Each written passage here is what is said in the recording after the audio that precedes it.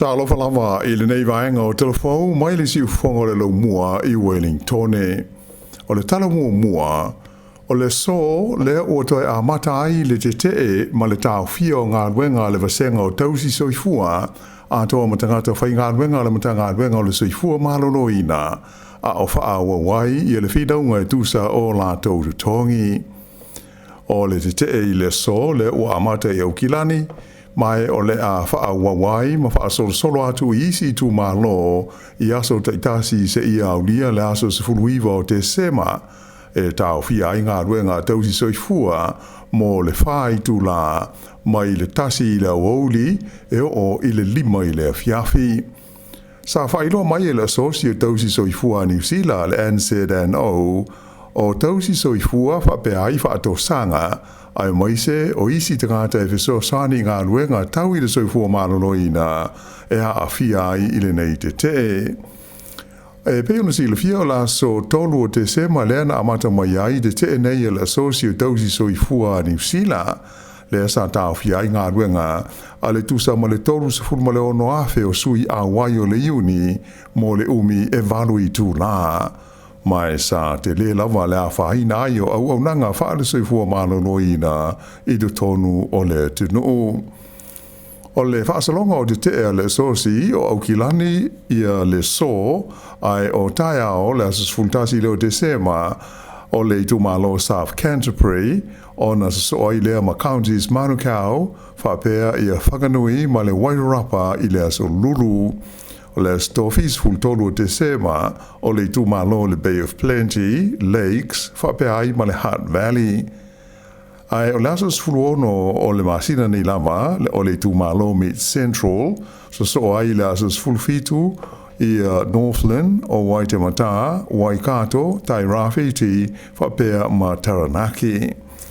Ai o le aso se fulu ma le valu o te sema o le Capital, Coast, ma le Hutt Valley, whapea ai fo i ma Nelson, Marlborough. Ai whai ui le aso se fulu iwo o te sema o le tu malo o le Hawke's Bay, whapea i le West Coast, ma Canterbury. E pei ona ta ua mua,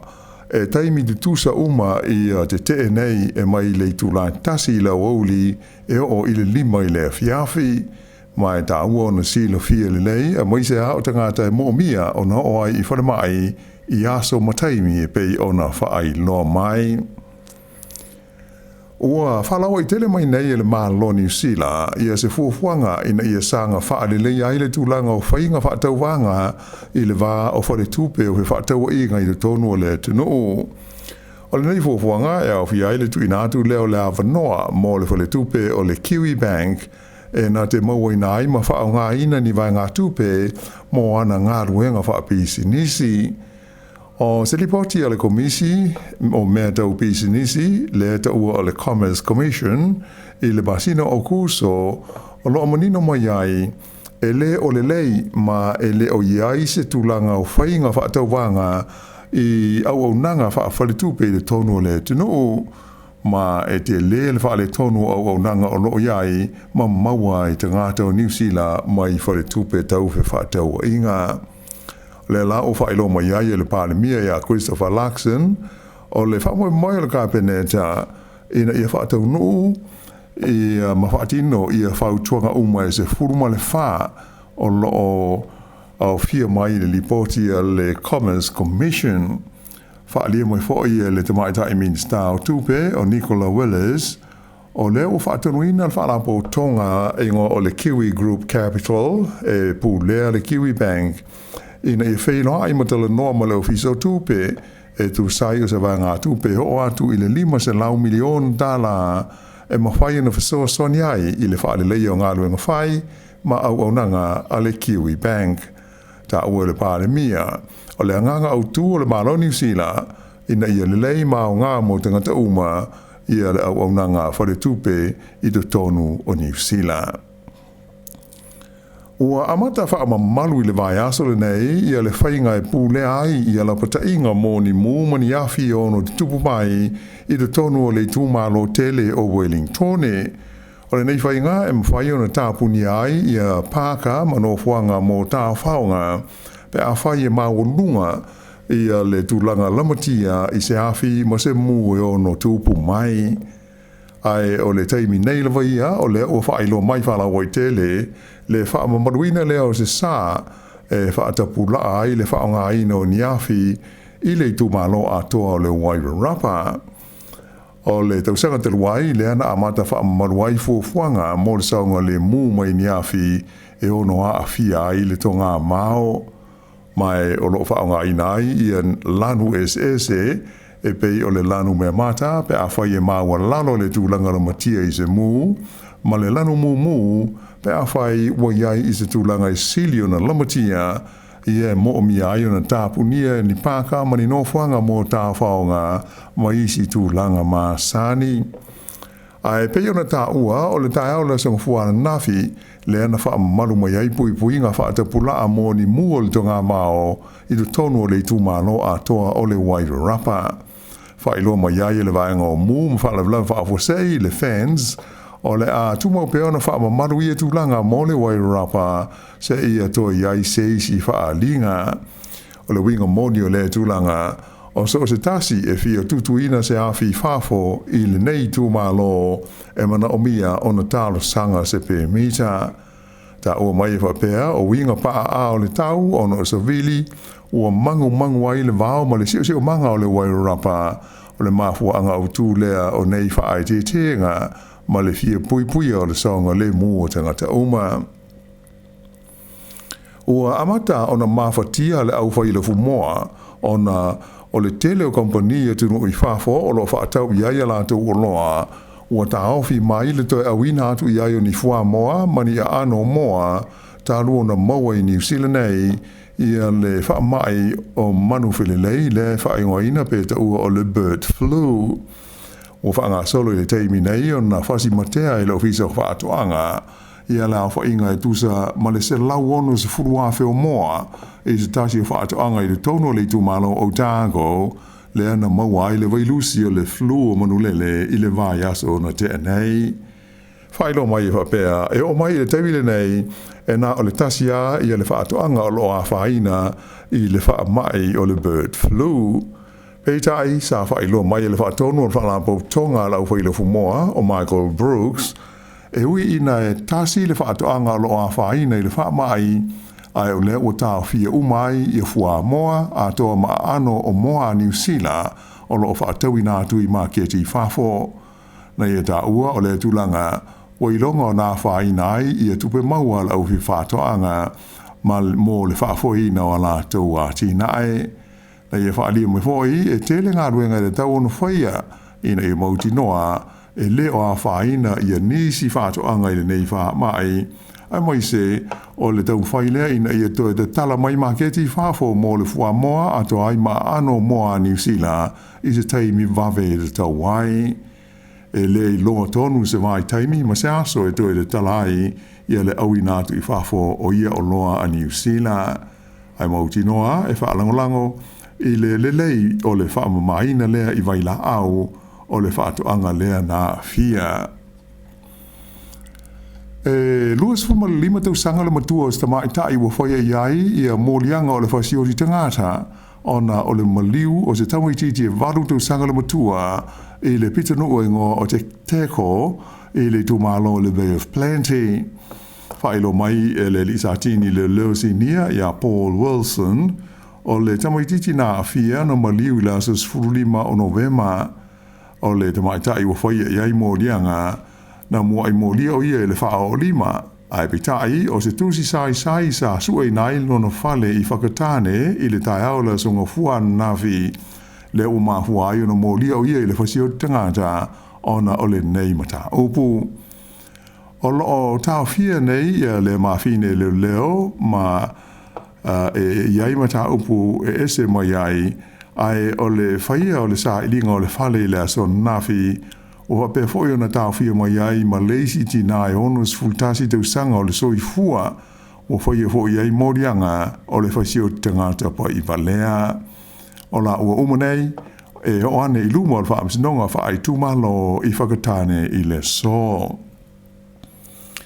O lea ua amata o na wha mau aloa ia le mtanga luenga o leo i la wha inga o te maiti tau fia ona oni polo inga le wha amasinonga ona e manatu leo le o se tūlanga lelei ia le whainga whailo mai ho ia le asosi po le whalabo tonga a leo o New Zealand le te tau ona tau fia ni Tala Fou i le wā le se fulwhama le se fulma le fitu tau sanga le maari tua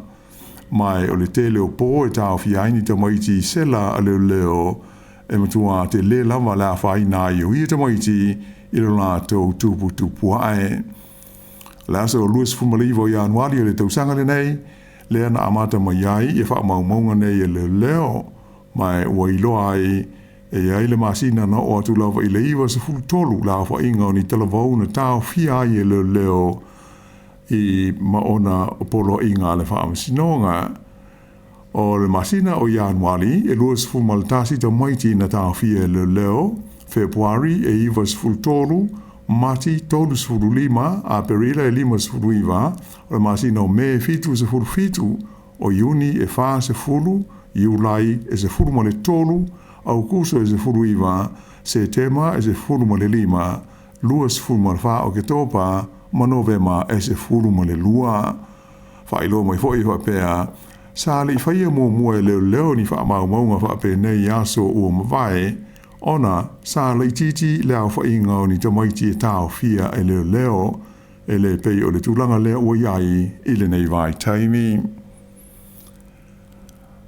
E mata upu tau upu whai o malo, o le vaenga wha upu whai e Maori i le te Pāti Māori, sa au pito i maurunga le tūlanga langolango ina le au pālota, i le taunu unga o le suenga au pito le tamai nei, o manatu malangona o tangata pālota o New Zealand.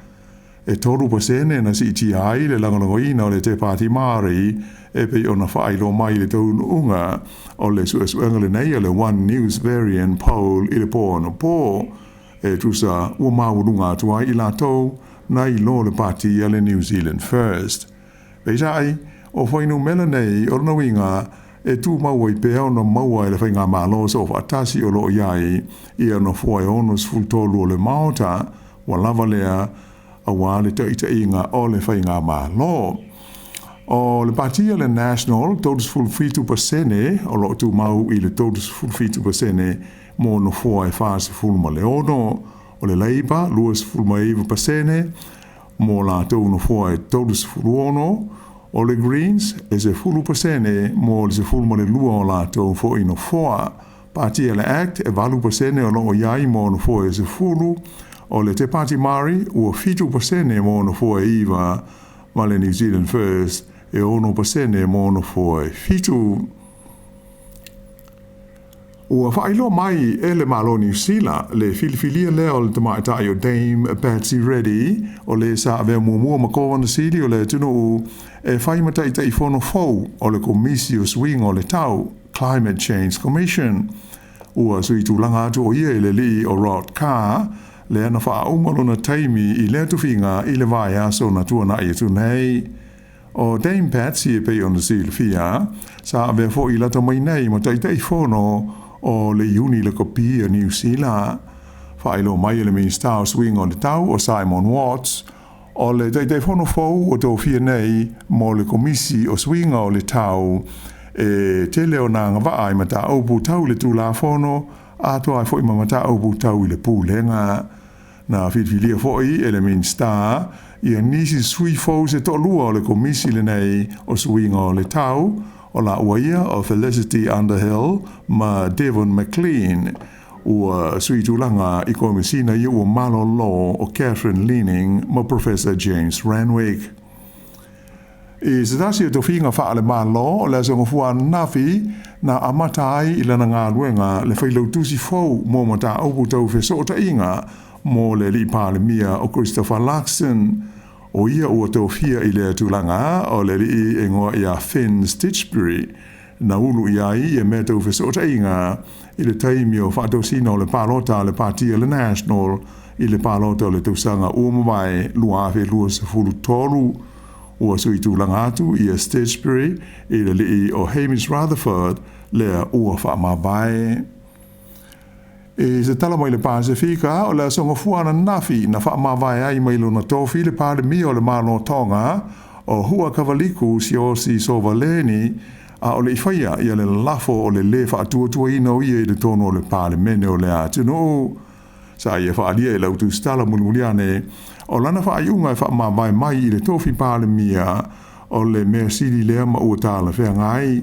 na ia tā ua fōi na te mautino lava o ai lava o le atula i mai e whaawau le ngā ruenga e te tāwona le lei mo tonga whapea maona tangata. O lona lua ili nei o ni lafo le le whaatuatua ina o le li pālemia o tonga ma lana whai ngā malo talu o na amata le nofo inga o lo o iei nei. O le to e tasi le tausanga o na uma lea o le taimi o le nofo inga a o le ua mawai ai ma le pālemia o le sa te tai le whai ngā malo o tonga. Ua whailo mai le sai nia lea o se whengai ngā tau le tamau a inga ma le ati na e lutele a to ai ma le tūtau le puipuinga i le vāo le malo Australia ma le motu o Nauru se lau miliona tā la ia se wanga tupe o le aweso soani ai Australia i le malo Nauru mo na polkalame tau le tamau a inga ma le ati na e lutele mo leisi 5 tausanga o lumana ai nei. Na sei nia lea whengai ngā nawhi e le pālemia Australia, Anthony Albanese, ma le Palestinian Nauru o David Adiang i le ai o Canberra. O le seleni e pei o no fo inane le malo Australia mo Nauru o le awhiso soani e langolangoa i le lātou talo le tūpe i le tonu o le 5 tausanga o lumana i nei.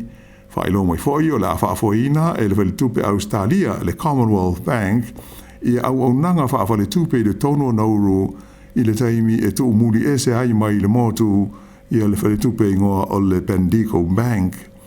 O Australia o le paanga tau whaatau inga o pito te lelea a le malo o Nauru, mai na whaalia le pālemia o Albanese o le whengainga ua sainia nei o le asanga whaamalo si ai le ati nae o le tamau a inga o le motu o Nauru. O le a tapuni tu mau se tasi o whale ainga o tele tangata e fia ia wha ia i te tono le lo mua i Wellingtone ai whaato a tasi le vai aso talu na malo i la tau i le whailonga ia mana ia i fo i lei tu a inga o au nanga. O le whale ainga le nei e whaingoina o le Myrtle Bakery i le Kent Terrace i Mount Victoria na manu malo i le tufanga whailonga le Welly Hospital Awards ia na suia ai le whaalinga masani o le Felix Wellington Hospital Awards i na ua tōropo mō le tausanga a sau. Whaailo mai foi e la ua e ona le nei whale ainga o Sarah Bullock ma Jacob Brown o se whaanoanoanga mō la ua le tāpuni ai o le business il nei le Metal Baker o na ua le toa a wanoa le no fuanga o loo iai mō i la ua o le aso luas futasi o le masina le nei o te sema le aso whaai ue le tala ai lea whale ainga i le nofuanga o loo iai nei i Wellingtone. Ia ora whaai nguna nāla nei vaenga o Tala Fou.